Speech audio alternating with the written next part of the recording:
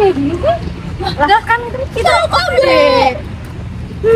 Kasih tahu kok. Jadi OKB itu obrolan kajian bumi.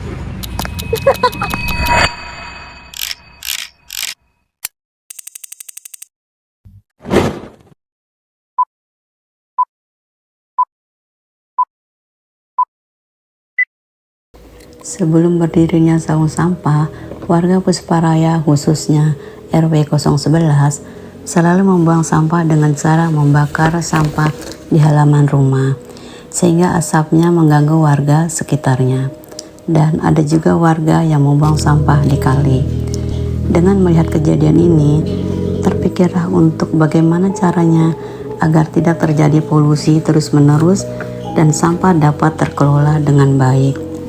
Maka dibuatlah solusi pertama dengan cara mengangkut sampah melalui pembuangan sampah ke TPSA yang diangkut seminggu 2 kali. Namun warga tidak setuju karena pengambilan sampah yang terlalu lama membuat sampah tercecer dan menyebabkan banyak serangga.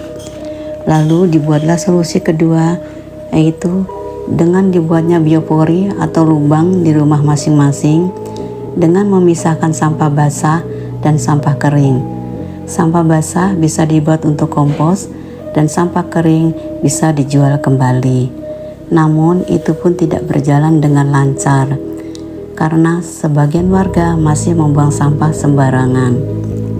Setelah dirapatkan, akhirnya terpikirlah untuk mengelola sampah di lingkungan RW 11 yang diberi nama saung sampah yang letaknya jauh dari perumahan. Sampah dikumpulkan dari warga dan sampah tersebut dipilah-pilah. Untuk sampah basah dibuat untuk kompos dan sebagian ada yang dibakar. Sampah plastik dikumpulkan untuk dijual kembali. Walaupun banyak kendala karena asap dari pembakaran sampah mengganggu warga, namun sedikit demi sedikit ada perbaikan. Alhamdulillah, sekarang saung sampah berjalan dengan lancar dan bisa memperkerjakan warga sekitar.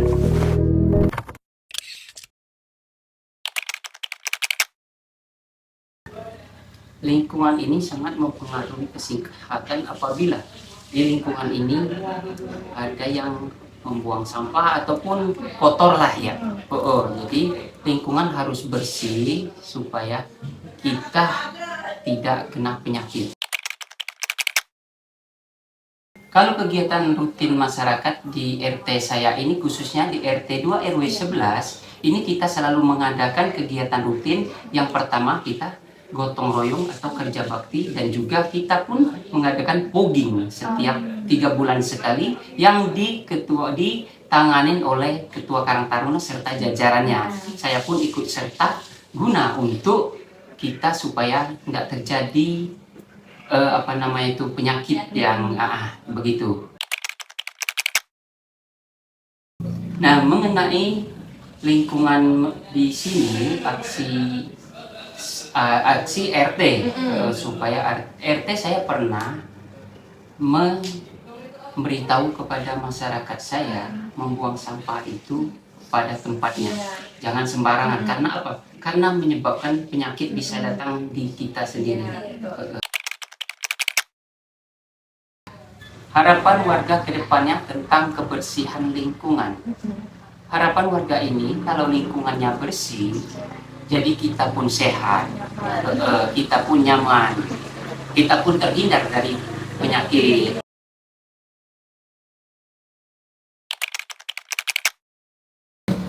Kebersihan masyarakat bisa melakukan sampah di plasma dari tugas kebersihan untuk melakukan harian sampah. Selanjutnya akan dikelola di kita bagi lakukan bersama dengan apabila sudah bisa berjalan.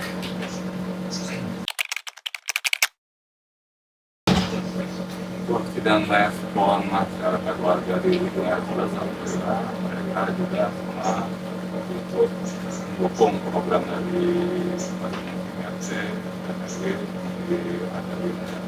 kita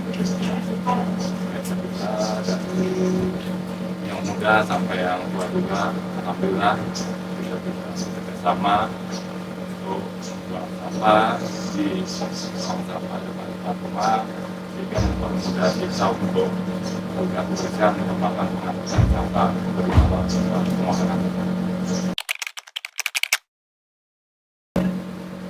Selama ini bersama Mas pada kantor Amaliknya itu yang sudah diakui oleh desa. Alhamdulillah kemarin kita di desa Bojongbaru KRL kantor Amaliknya sudah dapat penghargaan dari Bupati Bogor terkait aktivitas, dan warganya juga antusias untuk membantu mengelola dan melaksanakan program kebersihan dari pengurus masing-masing RT dan RW.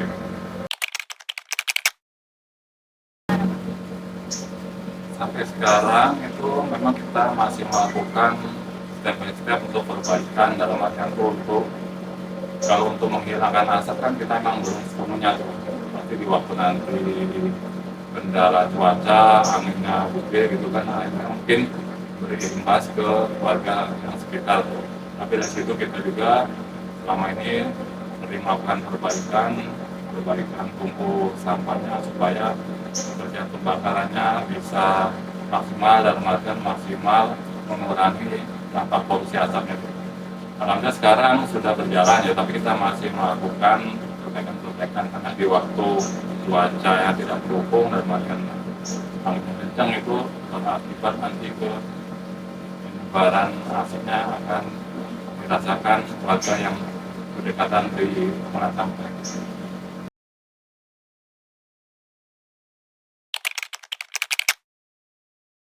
Menyadarkan warga gimana kalau kita pertama tadi mau dibuang ke DKP. Kalau dibuang DKP kita mikirin yang narik sampah itu nanti pada nganggur. Itu mereka bikin tong sampah secara mandiri. Intinya gini, kita nggak ada bantuan dari pemerintah sama sekali, itu nggak ada. Murni iuran warga dulu 50.000 aja dulu, cuma 1 RW. Terus kita berjalan apa adanya, yang penting kita jalan dulu itu waktu itu. Ya banyak namanya kita baru mulai pembentukan itu kekurangannya banyak, sampai sekarang juga belum 100%. Nah mulainya kita bikin pertama ada karyawan 3, terus tambah lagi karyawan 4. Selanjutnya kita inovasi sendiri nih Mbak, ini sampah gimana ini kalau non organik tetap kita buang, yang non organik jelas lah bisa kita manfaatin lah jadi kompos, jadi apa gitu kan. Yang non organik itu jadi permasalahan itu. Akhirnya satu-satunya cara kita mencoba yang di Singapura tapi skala kecil. Kalau di Singapura kan skala besar, mereka skala negara yang ngurusin buat energi itu kan. Kalau kita enggak. Itu kita bakar, tapi gimana caranya biar mengurangi dampak polusi itu. Akhirnya kita bentuklah pengolahan sampah yang minimalisir inilah polusi. Jadinya dari pembakaran non organik itu yang memang udah nggak bisa dimanfaatkan sama sekali, langsung asapnya kita tampung. Ini kan karena rusak jadinya perlu renovasi. Asapnya kita tampung, terus kita alirkan lagi ke kolam air. Jadinya asap yang keluar itu seharusnya kan ini udah melewati filter itu. Nah kalau yang ini nih emang lagi rusak, itu perlu renovasi. Yang satu. Nah itulah kita mengurangi dampak dari lingkungan itu. Terus untuk warga itu paling susah emang menyadarkan warga gitu loh. Maksud kami kan gini, sampahnya di warga kalau bisa itu dipilah, yang organik non organik terpisah. Tapi itulah kita emang beratnya itu menyadarkan itu. Kadang-kadang memang enggak, kita memang juga bekerja sama Mbak Putih sama Karang Taruna gimana biar sampah organik dan non organik itu bisa. Jadi di sini kita milahnya itu udah cepet, enggak terlalu berat. Nah masih banyak sekali kayak kesadaran warga kayak tusuk sate masih nggak dipisahin. Nah ini yang parah lagi gini, masih banyak warga itu yang gini apa pecahan beling dimasukin ke sayuran, jadi seakan-akan kayak jebakan. Jadi terkena apa, anak buah tim saya itu udah berapa kali sering kejadian. Tapi kita kerjasama sama RT ini mulai alhamdulillah mulai udah 6 bulan ini, 8 bulan lah semenjak RW baru itu.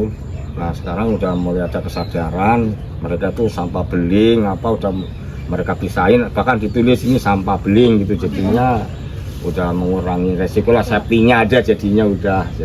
Alhamdulillah ini sudah mulai aman. Nah ini rencana kita juga mau apa, renovasi lagi nanti. Sampah dari warga itu datang ke pengolahan langsung dipilah. Nah dari pilahan itu kita pisahkan lagi, kita pisahkan yang non organik dan organik. Yang organik kita bikin kompos. Terus untuk maggot, nah maggot itu fungsinya itulah banyak manfaatnya, bisa buat peternakan. Nah komposnya itu larinya ke pertanian. Untuk dampak kesehatan kita untuk mencoba biar apa, gimana kita mengurangi polusi itu. Ini kalau dibakar tetap salah, tetap nggak bisa. Tapi itu memang udah solusi terakhirnya, memang mau nggak mau kita musnahkan yang non organik itu. Yaitu tadi kita mengurangi dampak itu dengan apa, ada apa, kita filter dengan kolam air itu. Jadi mengurangi walaupun nggak 100%. Iya. Mungkin OKB itu obrolan kajian bumi. Iya, tadi udah dimakan gitu tadi. Ya. Jadi yuk, ayo pulang. Yuk, ayo pulang.